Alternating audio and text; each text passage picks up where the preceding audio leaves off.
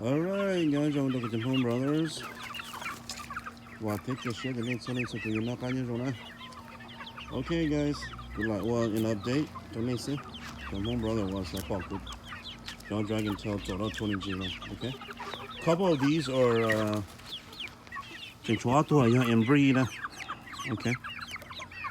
Cho embry cái cũng một thành thôi là chua to nó ít tu auto pass nè. Okay. So auto nó chỉ ít tu chỉ có sang một đầu with the Home Brother. Lúc mà nó thế cái ta đi nơi là chứ.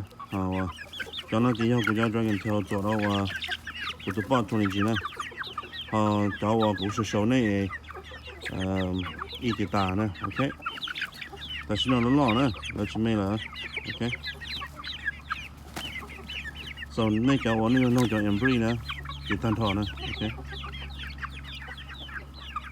Cho nó chỉ cho Dragon Tail chỗ đó của tụi bạn 20G nè.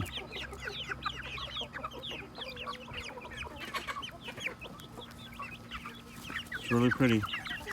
Lần được có thiên là in ra tiền ra tiền tàu đi cho gần đến thiên này nè.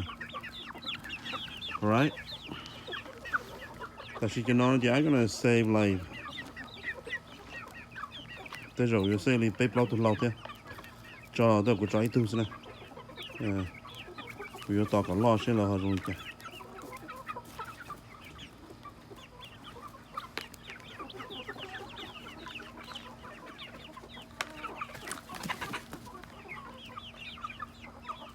Còn lo cho nó nè. Chơi dù nè, bây giờ Home Brothers nè.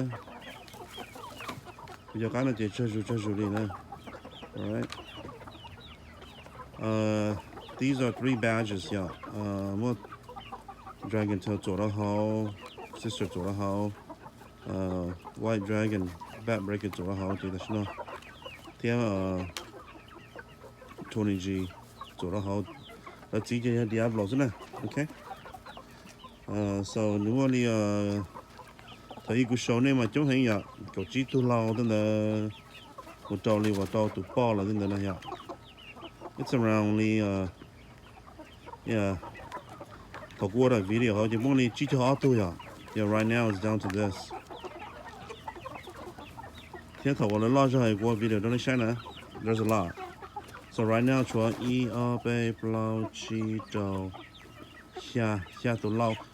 Theo tụi lâu thế này, vì đó tụi nó đang lên chơi Diablo này, tụi nó đang là White Dragon chỗ đó và Dragon Tail Sister này, tụi nó đang lo này, anh nói như tụi cái tàu trong hình này, cái là tụi gì phao tỏi đó nè, tại sao tôi xuyên qua lên đây, đầu đó cầu, man, I wish I could have kept that video, but I didn't. So, anyways, lúc thì nhớ là let me know. Chúa chính đạo nè.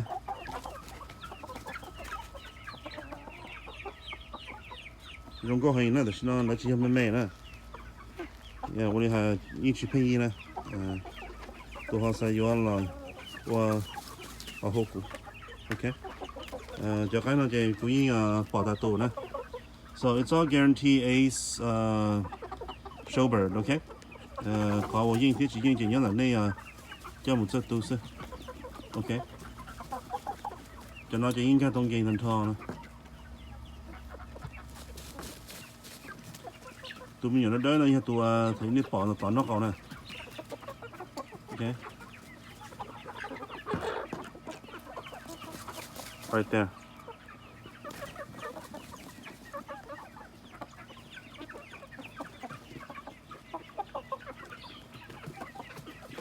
Nó giống con hình nè. Sao mà thay nó mới sáng